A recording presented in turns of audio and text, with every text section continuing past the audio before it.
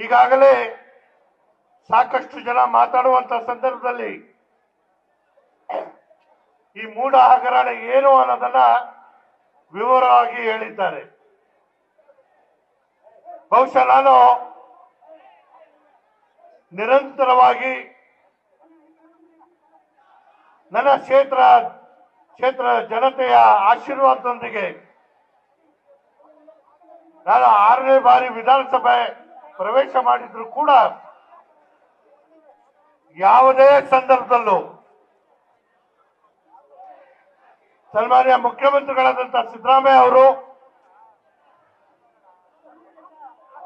ಯಾವುದೇ ವಿಚಾರ ಕುರಿತಂತೆ ಎಂದು ಯಾರಿಗೂ ಶಿಫಾರಸ್ ಮಾಡಿಲ್ಲ ಅಂತ ಬಹಳ ಸ್ಪಷ್ಟವಾಗಿ ಹೇಳಬಯಸ್ತೇನೆ. ಈ ಪ್ರಕರಣ ನಮ್ಮ ಮುಂದೆ ಬಂದಂತಹ ಸಂದರ್ಭದಲ್ಲಿ ಸಿದ್ದರಾಮಯ್ಯ ಅವರ ಹೆಸರು ಎಲ್ಲೂ ಇಲ್ಲ, ಅಥವಾ ಈ ನಿವೇಶನಗಳು ಯಾರಿಗಾಗಿ ಕೊಡಬೇಕು ಅನ್ನೋದು ಕೂಡ ನಮ್ಮ ಮುಂದೆ ಇಲ್ಲದೆ ಇರುವಂತ ವಿಚಾರ. ಸರ್ಕಾರ ಕಾಲಕ್ಕೆ ನೀಡುವಂತ ಆದೇಶಗಳನ್ನ ಪರಿಗಣಿಸಿ ಅರ್ಜಿದಾರರು, ಭೂ ಮಾಲೀಕರು, ರೈತರು ಏನು ಪ್ರಾಧಿಕಾರ ಜೊತೆಗೆ ಅವರ ದಿನನಿತ್ಯದ ವಹಿವಾಟುಗಳು ಒಟ್ಟಾಗೆ ಎಲ್ಲಾ ವಿಷಯಗಳು ವಿವಿಧ ಹಂತಗಳಲ್ಲಿ ಪರಿಶೀಲಿಸಿ ಅಂತಿಮವಾಗಿ ಪ್ರಾಧಿಕಾರದ ಸಭೆಗೆ ನಿರ್ಣಯಕ್ಕಾಗಿ ಬರುವಂತದ್ದು ಇದು ವಾಡಿಕೆ. ವಿಶೇಷವಾಗಿ 50-50 ಅನುಪಾತದ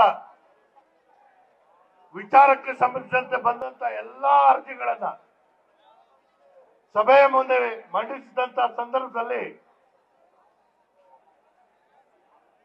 ನಾನು ಆ ಸಭೆಯಲ್ಲಿ ಕೂಡ ಪಾಲ್ಗೊಂಡು ಒಂದು ವಿಚಾರವನ್ನು ಹೇಳ್ತೇನೆ. ರೈತರ ಜಮೀನನ್ನು ನಾವು ಭೂಸ್ವಾಧೀನ ಪಡ್ಕೊಂಡಂತಹ ಸಂದರ್ಭದಲ್ಲಿ ನ್ಯಾಯಬದ್ಧವಾಗಿ ಅವರಿಗೆ ಪರಿಹಾರ ಕೊಡಬೇಕಾಗಿರುವಂತದ್ದು ನಮ್ಮ ಕರ್ತವ್ಯ.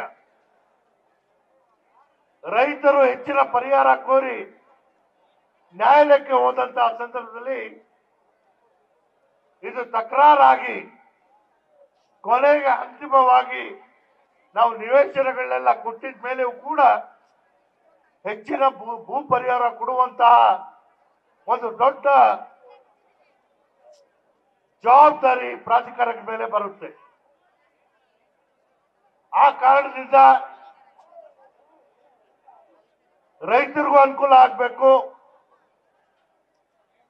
ನಗರದಲ್ಲಿ ನಿವೇಶನ ಕೋರಿ ಹಾಕಿರುವಂತಹ ಸುಮಾರು 1.25 ಲಕ್ಷ ಅರ್ಜಿದಾರರಿಗೆ ನಿವೇಶನ ಮಂಜೂರು ಮಾಡಿಕೊಡ್ಬೇಕಾಗಿರುವಂತದ್ದು, ಕಾಲಕ್ಕೆ ಭೂ ಕಾಯ್ದೆ ಏನು ನಾವು ಅಕ್ವಿಸಿಷನ್ ಆಕ್ಟ್ ಅನ್ನ ಬದಲಾವಣೆ ಆಗಿರುವಂತಹ ಸಂದರ್ಭದಲ್ಲಿ ರಾಜ್ಯ ಸರ್ಕಾರ ಪ್ರಾಯೋಗಿಕವಾಗಿ ಬಿಡಿಯಲ್ಲಿ ಪ್ರಾರಂಭ ಮಾಡಿ 40-60 ಅನುಪಾತದಲ್ಲಿ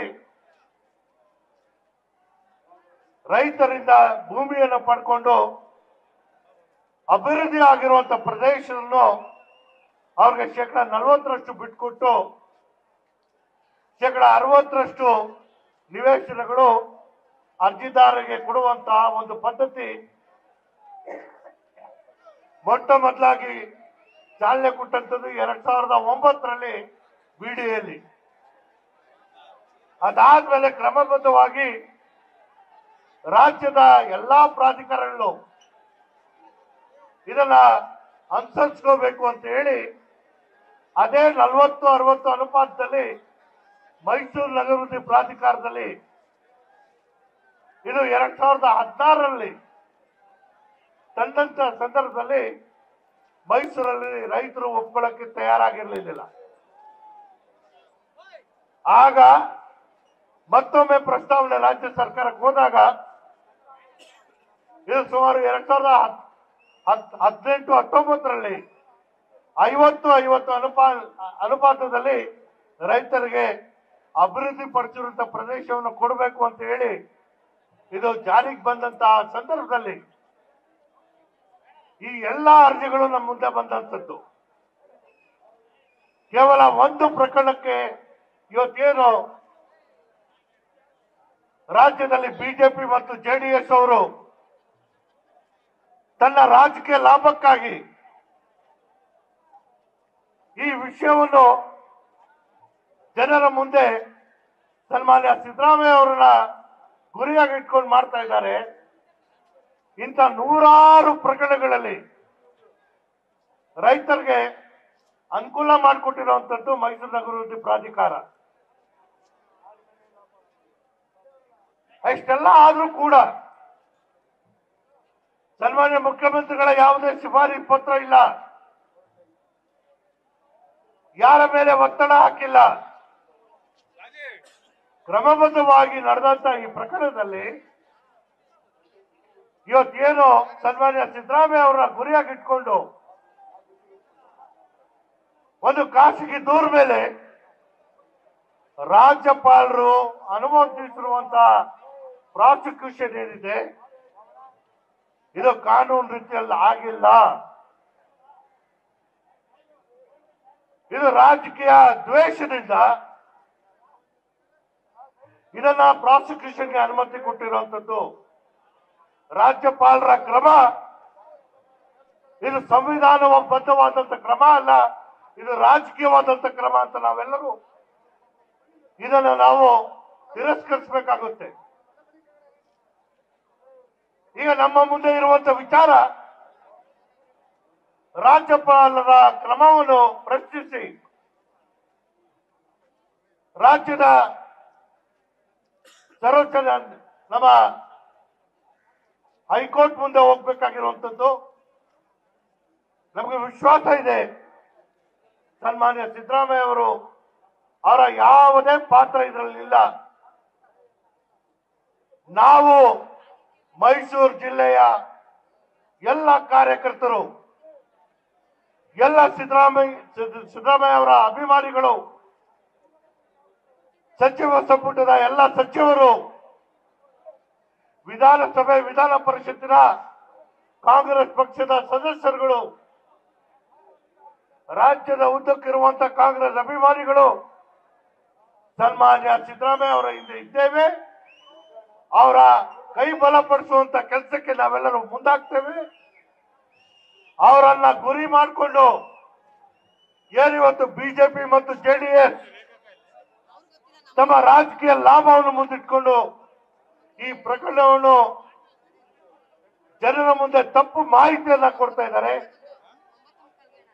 ಅದನ್ನ ಧಿಕ್ಕರಿಸಿ ಇಂಥ ನೀಚ ರಾಜಕೀಯ ಮಾಡ್ತಾ ಇರುವಂತಹ ಬಿಜೆಪಿ ಮತ್ತು ಜೆಡಿಎಸ್ಗೆ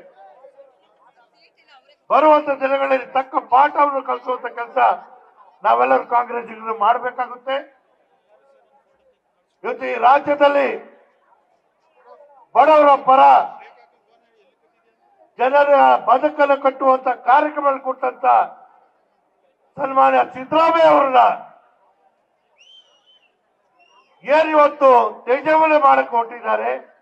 ಇದು ಯಾವುದೇ ಕಾರಣಕ್ಕೂ ನಾವು ಬಿಡಲ್ಲ ಅಂತ ಮಾತನ್ನ ಈ ಸಂದರ್ಭದಲ್ಲಿ ಹೇಳಬೇಕಾಗುತ್ತೆ. ಸಿದ್ದರಾಮಯ್ಯ ಅವರ ಜೊತೆಗೆ ನಾವೆಲ್ಲರೂ ಇದ್ದೇವೆ. ಅವರಿಗೆ ಜಯ ತಾಯಿ ಚಾಮುಂಡೇಶ್ವರಿ ಕೊಟ್ಟೇ ಕೊಡ್ತಾರೆ. ಅವರು ಈ ರಾಜ್ಯದಲ್ಲಿ ಮುಖ್ಯಮಂತ್ರಿ ಆಗಿ ಮುಂದುವರಿತಾರೆ ಅನ್ನೋ ಮಾತಲ್ಲ ನಾವೆಲ್ಲರೂ ಇವತ್ತು ಬಹಳ ಸ್ಪಷ್ಟವಾಗಿ ನಾವು ಹೇಳಬೇಕಾಗುತ್ತೆ. ಒಂದು ವಿನಂತಿಯನ್ನ ಮಾಡ್ತೇನೆ ನಾನು, ಕಾರ್ಯಕರ್ತರು ಎಷ್ಟೇ ಉತ್ಸಾಹದಲ್ಲಿದ್ರು ಕೂಡ ನಾವು ಏನಿವತ್ತು ಮೌನ ಪ್ರತಿಭಟನೆಯನ್ನ ಮಾಡಿ ಜಿಲ್ಲಾಧಿಕಾರಿಗಳಿಗೆ ನಮ್ಮ ಮನವಿಯನ್ನ ಸಲ್ಲಿಸ್ತೇವೆ.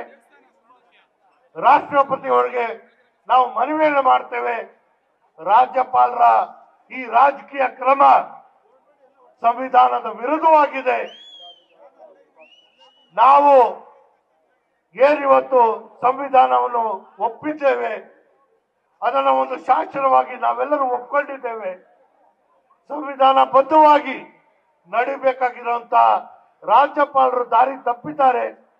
ಹಾಗಾಗಿ ಜಿಲ್ಲಾಧಿಕಾರಿಗಳ ಮೂಲಕ ರಾಷ್ಟ್ರಪತಿಗಳಿಗೆ ನಾವು ಮನವಿ ಮಾಡುವಂಥದಕ್ಕೆ ಏನು ಮೆರವಣಿಗೆ ಮೂಲಕ ಹೋಗ್ತೇವೆ, ತಾವು ಎಲ್ಲರೂ ಶಾಂತ ರೀತಿಯಲ್ಲಿ ಇದರಲ್ಲಿ ಪಾಲ್ಗೊಳ್ಳಬೇಕು ಅಂತ ಕೇಳ್ತಾ, ನಮ್ಮ ಹೋರಾಟ ನ್ಯಾಯಕ್ಕಾಗಿದೆ, ಸಿದ್ದರಾಮಯ್ಯ ಅವರ ಜೊತೆ ನಿಲ್ಲುವಂತದಕ್ಕಾಗಿದೆ.